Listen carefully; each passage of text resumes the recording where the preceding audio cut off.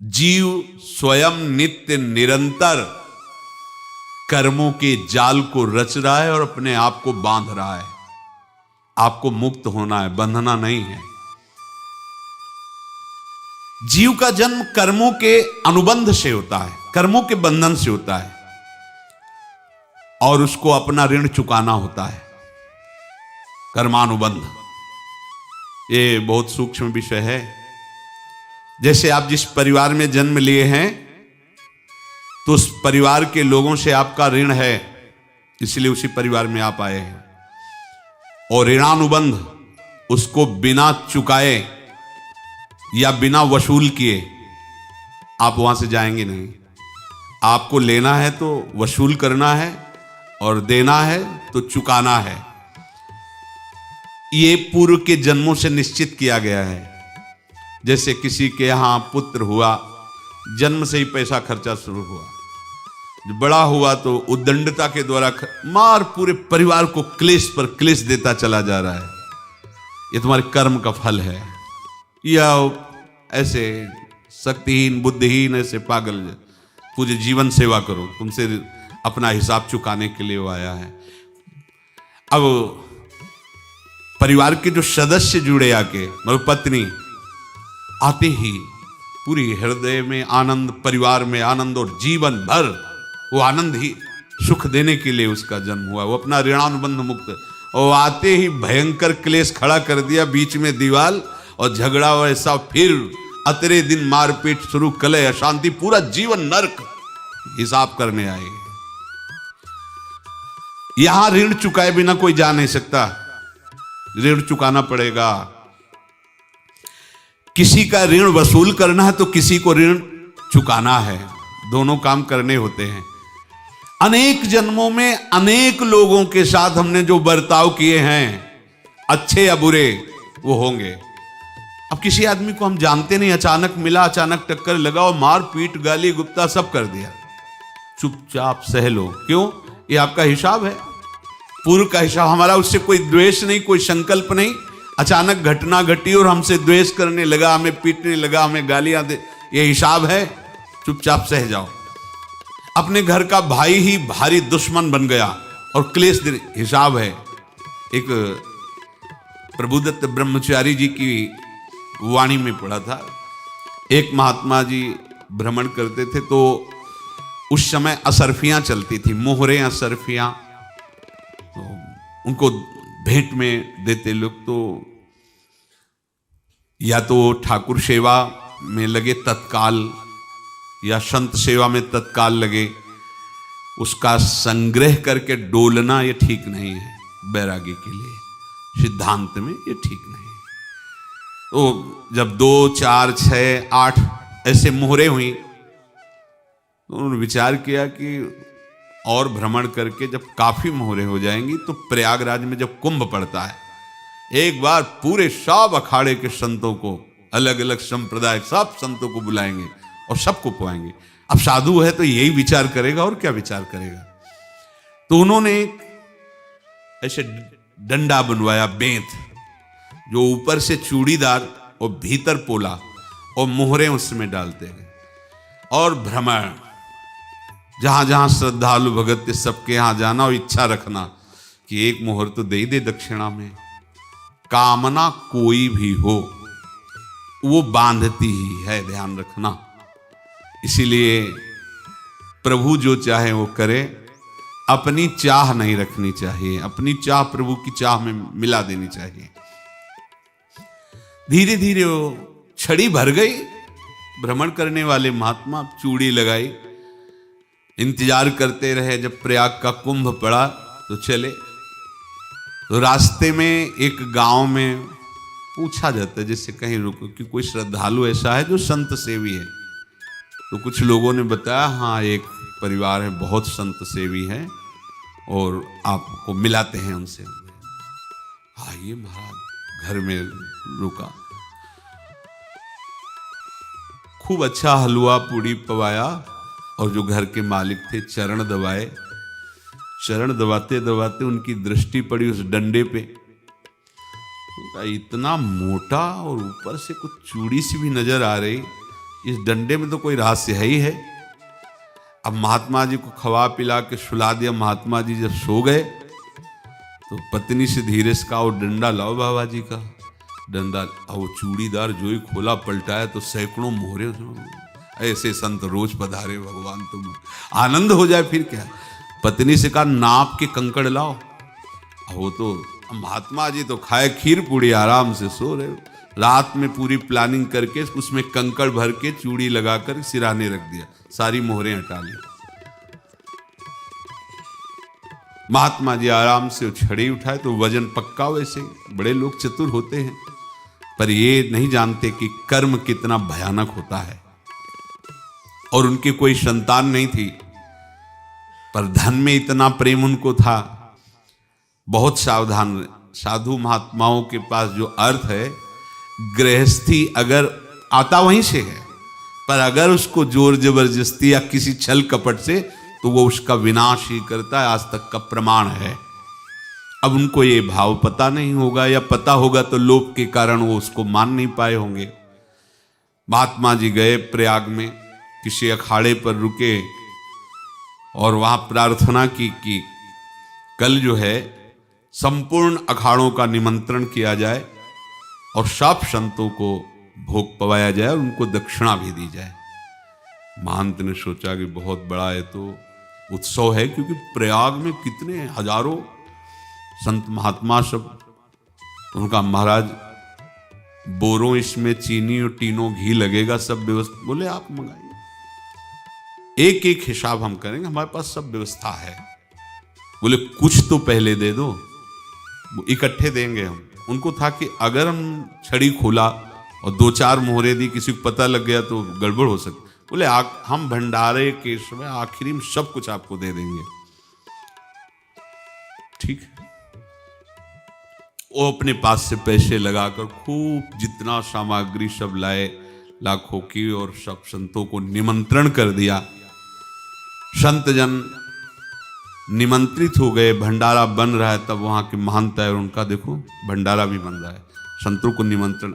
अब आप अर्थ की व्यवस्था कीजिए, क्योंकि इतनी बड़ी हमारी सामर्थ्य नहीं थी जितना हमने किसी तरह हमने व्यवस्था की। अब मुझे अर्थ चाहिए, तभी आगे की व्यवस्था बढ़ेगी। संतों को दक्षिणा देंगे और जिनसे अर्थ लिया उनको दे। देखो रसोई बन गई है सब। उनका अच्छा तुम्हें विश्वास नहीं तो ये अभी चूड़ी खोली। उनको तो था ना कि मोहरे हैं, कंकड़। तो अब जैसे कितना उनको सदमा लगा होगा। हजारों संतों का निमंत्रण, रसोई बन, मतलब संत हो के छल कपट। तो उनका महाराज आपने तो हमारा नाश कर दिया, जो महंत थे। अब बताओ, रसोई बन गई, संत निमंत्रित हो गए, और आप ये कंकड़ दिखा रहे हैं हमको। आपने तो हमें बर्बाद कर दिया। हमारी इतनी सामर्थ्य नहीं थी, आप पहले बता देते। संत होकर ऐसा छल कपट। अब वो बोले तो क्या बोले, क्योंकि उनको पता था कि मोहरे हैं इसमें। अंदर से उनका चिंतन गया उसी सेठ के पास, अच्छा ऐसा धोखा हमारे साथ किया, भोगोगे तुम। ये जो निकलता है ना, भोगोगे, ये अकाट्य होता है। क्योंकि किसी का भी हृदय, मान लो किसी भी जीव जंतु को आप कष्ट दें और उसका हृदय आह भर जाए, तो वो आह वज्र की लेख है, तुम्हें भोगना पड़ेगा। वो देखो भीष्म जी को भोगना पड़ रहा है ना। सांप को ऐसे धनुष की नोक से उठाया और बंबूल के कांटों के ऊपर फेंक दिया, कई दिन तक शेदा हुआ, वो आह भर करके मरा। तो आपको 6 महीने बाणों की सैया पर आह किसी की ना लेना जिंदगी में। कोई ऐसा कोई आह भर करके कह दिया तुम समर्थ हो, हम तो कुछ कर नहीं सकते, और अंदर से दुखी, फिर तुम्हारी सामर्थ्य काम नहीं करेगी, मिट्टी में मिला देगी। फिर ये तो संत थे, और भगवत आराधना के लिए, संत आराधना के लिए ही ऐसा किए हुए थे। अब इनका कैसे मुंह दिखाएं, अब क्या करें। सुबह संत जन आएंगे, सबके बीच में हमारी कि देखो इन्होंने, अब क्या करें। गए और संगम में जाके छलांग लगाई, अपने प्राण त्याग दिए। अब उनके तो पास मोहरे थी और व्यापार बढ़ा, और 9-10 महीने बाद ही लड़का हुआ। अब तो उनको कि संत फलीभूत हो गया। देखो व्यापार चल रहा, लड़का नहीं होता था, लड़का भी हो गया। बड़ा आनंद छा रहा है। जब से वो प्रकट हुए और धन की वृद्धि शुरू हो गई, पढ़ाई लिखाई में उनके खर्चा हुआ सब, बस बीमारी शुरू हो गई उनके शरीर में, अब उसमें पैसा जाना शुरू हुआ। इतने आसक्त तो वो दोनों हो गए कि कुछ भी हो, व्यापार ठप, संपत्ति बेचना शुरू। तो उन्होंने कहा कि बेटा मैं क्या कर सकता हूं तुम्हारे लिए? बोले हमारी अंतिम इच्छा है प्रयाग चलो, और जितने प्रयाग में संत महात्मा सबको एक बार भंडारा करवाओ, हमारी इच्छा अंतिम है, क्योंकि अंतिम यही इच्छा थी। बोले अब ज्यादा संपत्ति तो नहीं रह गई, तो बोले घर बेच दो, मेरे लिए ही तो है, बेच दो, मुझे लगता मैं बचूंगा नहीं, पर मेरी अंतिम इच्छा पूर्ण कर दो। घर बेच दिया, जेवर बेच दी, वहां गए, जब संत सेवा की तो बोले मुझे संगम तक ले चलो। संगम तक ले गए और बोले समझे तुम चुराए थे और हमने उसको छीना है, कुछ नहीं रह गया तेरे पास कुछ, अब केवल ममता और आसक्ति में जलकर मर और नरक प्राप्त कर। मैं वही महात्मा हूं जिसकी तूने मोहरे ली थी, शरीर छोड़ दिया। महात्मा को जन्म लेना पड़ा और इनको दुर्गति भोगनी पड़ी। ऋणानुबंध होश में, ऐसा नहीं कि आप जो कर रहे हैं कोई देख नहीं रहा, कोई हिसाब किताब नहीं, जो कर रहे हैं अवश्य में भोक्तव्यम, बहुत सावधान। अनेक जन्मों में अनेक लोगों से जो कुछ लिया दिया है, इस लेने देने को मिटा देने के बाद ही तुम मुक्त हो गए। इसीलिए एक उपाय है, लेना न देना मगन रहना। क्या? मालिक को समर्पित हो जाओ, मालिक को अपना माना हुआ समर्पित कर दो, खत्म। अहम त्वाम स्वरूपापेभ्यो मोक्षयिष्यामि, सब खत्म, आगे पीछे लेना देना सब खत्म। एकादश स्कंद में भगवान श्री कृष्णचंद्र जी ने कहा जो मेरे चरणों का आश्रय लेकर भक्त मेरा भक्ति करता है, उसके पितृ ऋण, मातृ ऋण, देव ऋण, ऋषि ऋण, सब ऋणों से मैं मुक्त कर देता हूं। बस यही एक उपाय है जो इसके बंद करने का उपाय भक्तों के लिए है, वो यही है, भगवान की शरण में होकर अपना माना हुआ पूरा भगवान के अर्पित कर दो। अर्पित करने का तात्पर्य उसमें अहम हटा दो।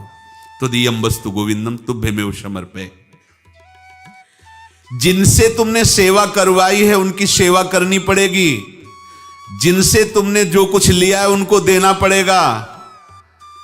ये लेने देने का व्यापार जब तक समाप्त नहीं होगा तब तक तुम्हारा जन्म मरण चलता रहेगा।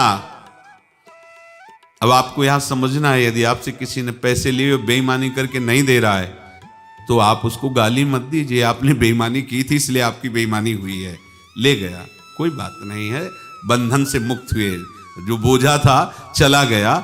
उसको ऐसा ना देखे कि ये बेईमान हमारे रुपए मार लिए, अब जो कुछ होगा देखेंगे। अगर आप आगे नया कुछ करते हैं तो फिर आगे का हिसाब आपको भोगना पड़ेगा, ध्यान रखना। ऐसा नहीं है कि आपको भोगना नहीं पड़ेगा। एक ही उपाय है कि अब जो शरीर धारण किए इसी में जो भोग ले, आगे ना होना चाहिए। तो क्या करे? सर्वतो भावेन भगवान की शरण ले ले। ये तो सर्वाणि कर्माणि मयि सन्न्यस्य मत्पराः अनन्येनैव योगेन माम ध्यायन्तु उपासते तेषामहं समुद्धर्ता मृत्यु संसार से। ये बड़ा कठिन है पार होना, कोई छोटी मोटी बात है। एक महात्मा बाल्यावस्था से भजन करते थे, शालिग्राम भगवान पास रखते थे और उन्हीं की आराधना करके बस पाठ, नाम, जप और भ्रमण करते थे। यौवन अवस्था थी, गंगा जी के किनारे अपने ठाकुर को विराजमान करके स्नान करने के लिए कपड़ा ही उतार रहे थे कि 90 लोग आ गए, भाला तलवार सब ले, मारो मारो इसको मारो, घेर लिया। तो उन्होंने हाथ जोड़कर कहा हमने क्या अपराध किया, कोई सुन ही नहीं रहा। तो उन्होंने कहा मार तो डालोगे ही आप, 90 लोग, हम कोई अस्त्र शस्त्र तो लिए नहीं, एक बार हमें गंगा में डुबकी लगा देने दो और अपने ठाकुर को स्नान करा देने दो, फिर इसके बाद आप मार देना। भगवत इच्छा से वो लोग रुक गए, स्नान किया और अंदर से प्रार्थना की, प्रभु ये क्या लीला है आपकी सिवा मेरा कोई है नहीं और ये मुझे मारना चाहते हैं। तो भगवान ने जानते हो क्या कहा उनके अंतर में, तुम मेरे में ध्यानस्थ हो करके शरीर को छोड़ो, ये लोग मारेंगे।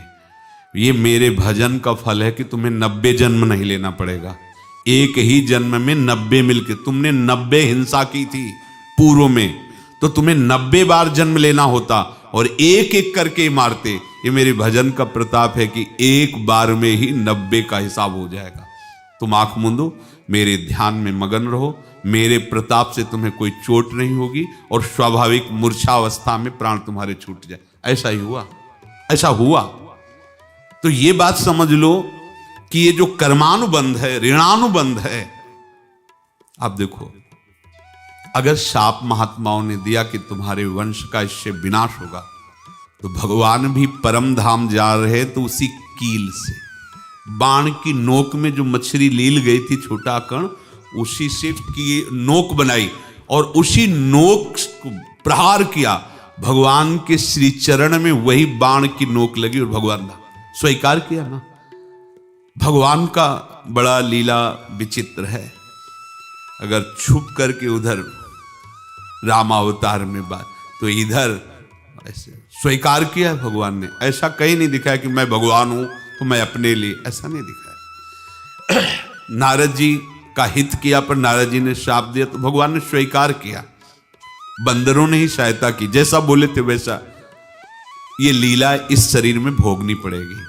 हाँ, ज्यादा को कम में भुगता देंगे, पर अब अगला शरीर ना मिले, इसके लिए सर्वतो भावेन भगवान के आश्रित हो जाए।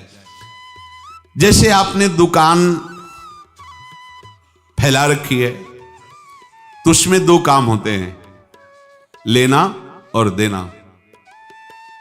किसी को उधार दिया है तो हमें उससे लेना है, और कोई नगद देकर सामान ले रहा है तो उसे सामान देना है, या उधार लिया है तो हमें उधार देना है।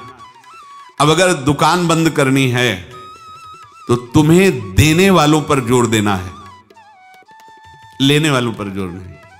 लेने वाला तो जाओ हम क्षमा किया, समर्पित किया, हमारा कोई संबंध नहीं, खत्म हो जाए, वो खुशी हो जाएगा। लेकिन देने वाला तुम अगर दुकान भी उठा दोगे तो जहां भी रहोगे तुम्हारे पास वो आएगा, लाइए हमारा। तो देने पर नजर रखिए, जिसका जिसका हिसाब है वो आपके सामने आता जाए, हटाते जाओ। लेने पर नजर मत रखिए और दुकान फौरन उठा दीजिए, नहीं अगर लेते देते रहे तो चलता रहेगा। आगे चलकर कुछ लेना न देना, मगन रहना बस अपने प्रभु के चिंतन में। अब हम कैसे जाने कि किसको क्या देना है, हमें क्या पता? तो हम पूरा हिसाब जिनको पता है उनको दे देते हैं, समझ रहे हो? उनको पता है क्या लेना है क्या देना है, तो इनके पास पहुंच गए या सरकारी हिसाब से सब बराबर कर देंगे।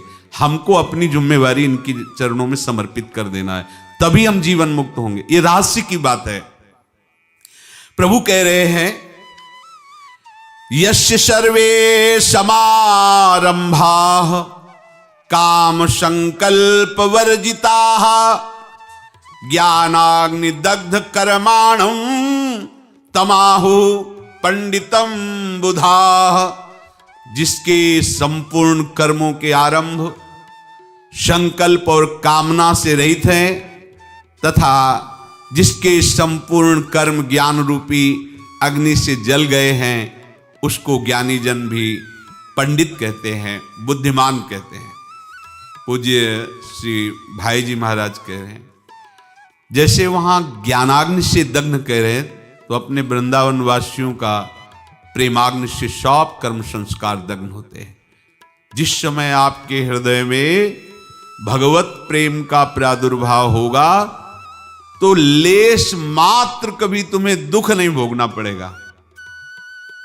प्रेम का प्रादुर्भाव होते ही दुख का नाश हो जाता है, महासुख।